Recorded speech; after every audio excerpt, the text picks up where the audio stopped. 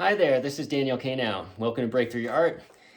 Recently, I inquired with the different demographics that I work with about what are your top challenges as an artist.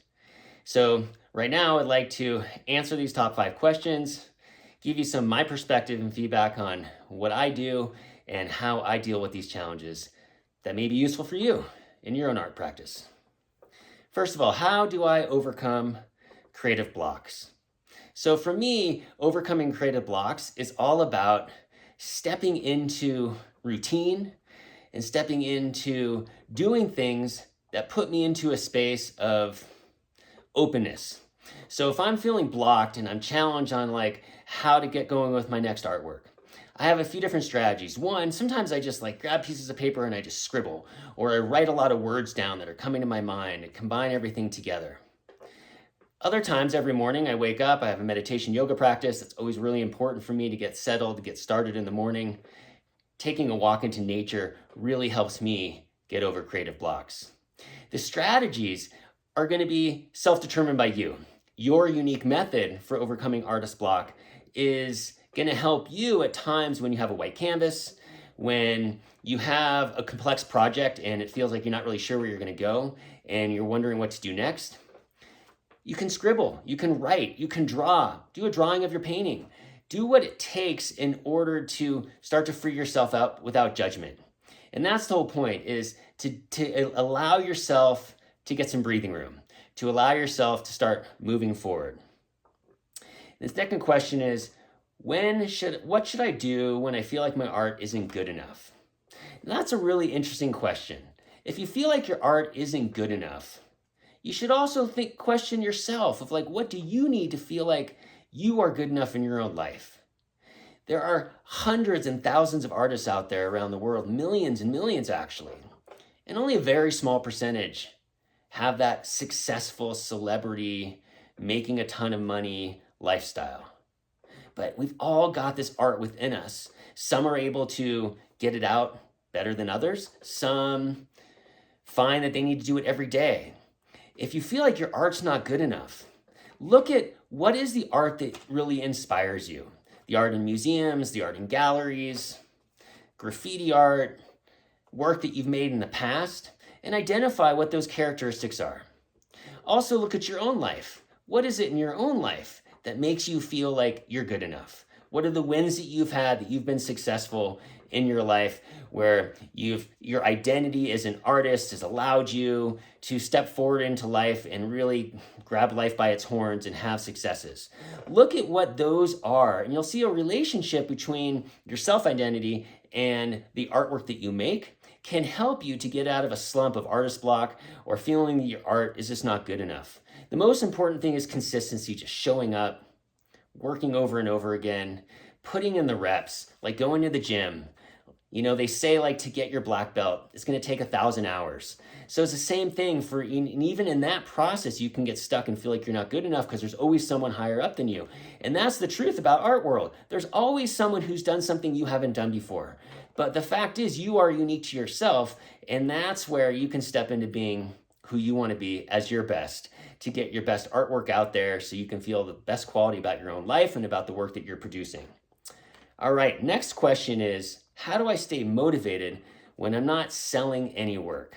Now that's a really good question because currently in the world, art has become so commercialized that we feel like the only way we can feel good about being an artist is by having consistent sales and making a ton of money.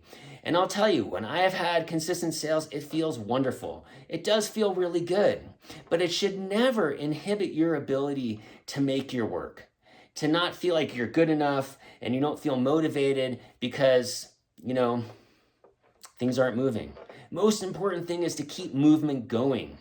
Keep the movement of your own artwork. Keep the movement of your own inspiration so you have your muses. Keep the movement going so that you can feel motivated to live a good life and to get to your sketchbook, to get to your painting studio, to get your sculpture block, and to do it repeatedly and consistently and feel settled and present in that space so that when you're creating, you get yourself in the zone and you're doing it to make work because it makes you feel good. when there's times that, the sole reason is to make that work is to sell that work, sometimes the work can get changed a bit, and that's totally fine. And if you can do that and you can feel really soulful and whole doing that, then continue on that path. Do be aware sometimes that can veer you off and your work might start to get static because it's not touching into kind of your deeper places of your psyche, your emotional components. And so, feeling like you're not motivated, or find someone who can help you with accountability so that you're being held accountable, and other artists that you can work with, that you can talk to repeatedly, you can show your work to. That can help with the motivation because you're showing up for another person, you're showing them your work.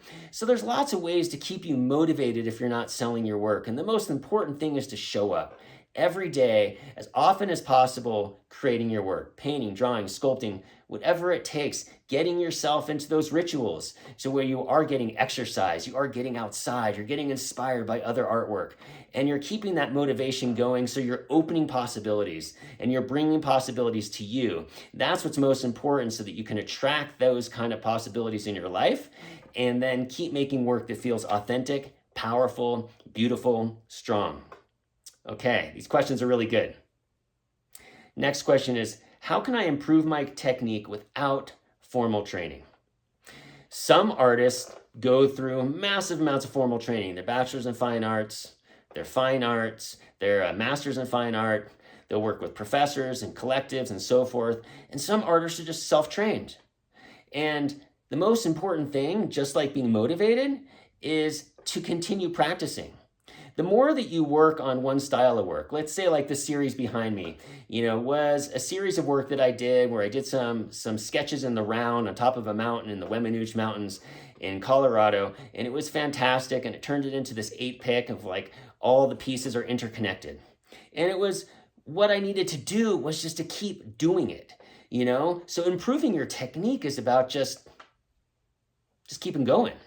Keep practicing, showing up to the gym over and over and over again, having that accountability, that consistency, your ability to show up so that you can be your best artist.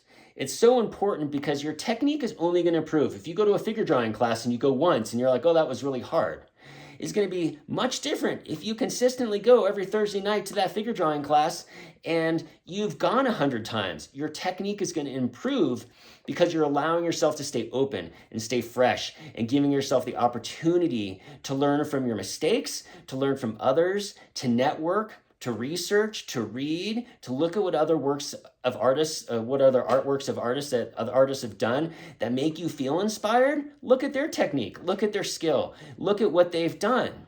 There's a story of Picasso, being in a restaurant and he's doing some drawing on a piece of paper or like a napkin, and someone's like, oh my God, can I buy that from you? He's like, sure. I don't know, $10,000 or something. And they were like astounded. What? You just did that in 5 minutes? And he's like, yeah. Well, it took me 10,000 hours to get here.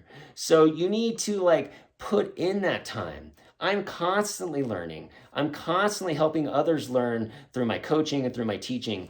And the most important thing is that your technique is going to improve as you stay with it.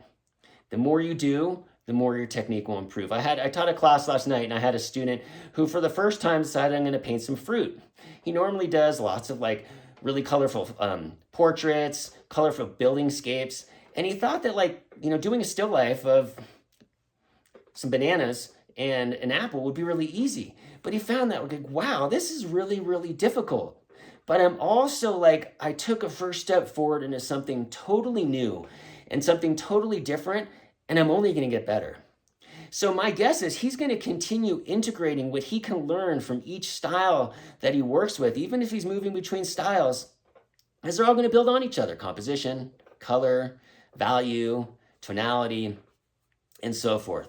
So really, what's most important to improve your technique without formal training is to keep showing up. It's the same idea for being motivated. Show up, put the time in, get the reps, be consistent. Perhaps you need a same time every day, and that helps you out. Perhaps you need 30 minutes at a time, and then you go do something else. Maybe it's 6 hours at a time, and you get lost in that space. Whatever works for you, you have to be consistent. And you have to keep trusting yourself that your unique voice is going to come out, which leads me to this fifth question. How do I find my unique style? Well, that's again, you find your unique style by going at it over and over and over again. Visit museums, visit galleries, read books, go to the library, be consistent in your art making. And let it come from you. Let it be unique to your voice. Don't be out there to just try and copy somebody. It could be your voice as like a beautiful emulation of a painting, but to really find your unique path, whether you're going to be a super realism or expressionist painter, or you're going to work with sculpture or mixed media, is to have consistency. Most important is to stay authentic to yourself, and to do so is to have those reps again. And that uniqueness that sets you apart, that makes you feel good. When you make a piece of art and you make a mark, a line, a shape, and you're like, wow, that was cool. That is part of your uniqueness. And another way to do that is building up yourself.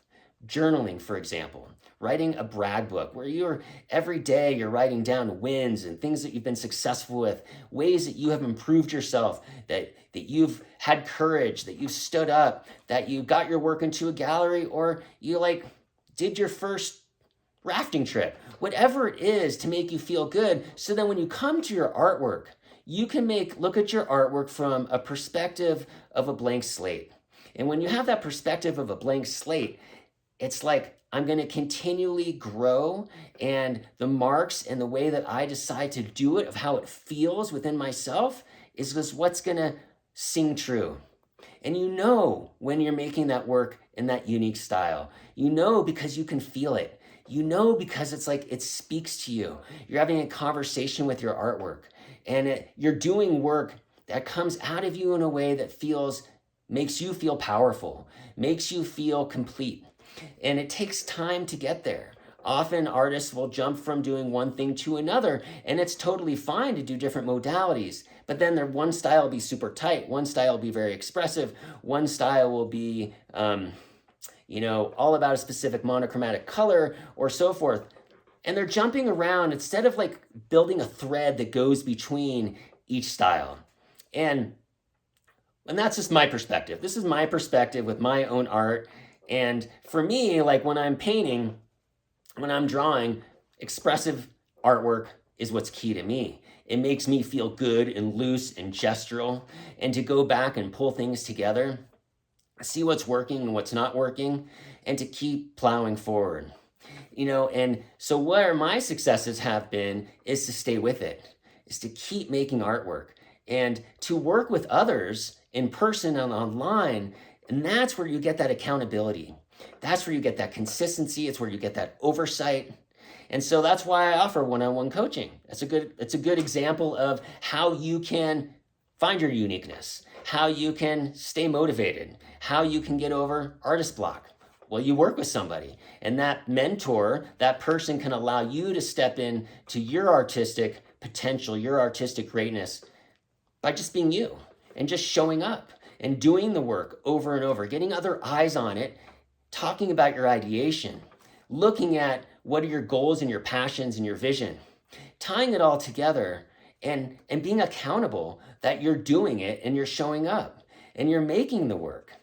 So with one-on-one coaching, we'll have sessions twice every month, and we'll be looking at artwork. We'll be talking about the work you're doing, exploring your whole dynamic process, looking at your pitfalls, looking at the successes, giving goals that are based on a scaffolding of structure, so you can get from here to here to here to here with your artwork, with your life. Because I find that it's so important that to have that uniqueness, to feel worthy of your work, you have to feel worthy of yourself. You have to feel worthy that you're an artist, and an artist is a hard path. There's a lot of solitary aspects to it. There's a lot of competition. There's a lot of pressure to do it a certain way. My goal is to help you, help myself, to help others through my teaching and through my coaching to find their way, to do it in a way that feels unique to them, so it feels powerful. Another thing that I'm offering right now is called Open Studio Creative Expression Sessions. It's every Wednesday at 2 p.m. Pacific, 5 p.m. Eastern. and it's a currently free until the end of the year, online art making session where you have your camera on you and the canvas that you're working on, the drawing you're doing, the sculpture you're doing, and you're there to get messy. You're there to make art, look at the screen, see other people making art. Allow yourself to push into experimentation and exploration, to network with other artists, to go into breakout rooms and show what you're working on in that moment. Get some feedback, make some implementation, and share with others. And know that every Wednesday at this time, you're going to be working with a community of artists live making work, not just talking about your work, but live making of work, where people are all going to get themselves into a raw state and putting yourself out there. Starting next week, we're actually going to have this streaming live on YouTube. So if you want to just watch it from YouTube, watch it and you'll kind of get an idea. If you want to participate, then you sign up and you can be part of this online art making session. If you have any further questions about what I'm offering, what I do, I find these 5 questions are really, really important. Again, how did I overcome artist blocks? What should I do when I feel that my art isn't good enough? How do I stay motivated when I'm not selling my work? How do I improve my technique without formal training? And how do I find my unique style? Go back and listen again. Hit me with any comments, questions. Make sure to join my my public Facebook group, the Art Breakthrough Collective, where you can ask questions, you can share work, and you can network with other artists. All right, keep at it. Consistency is key. Keep making art. Cheers.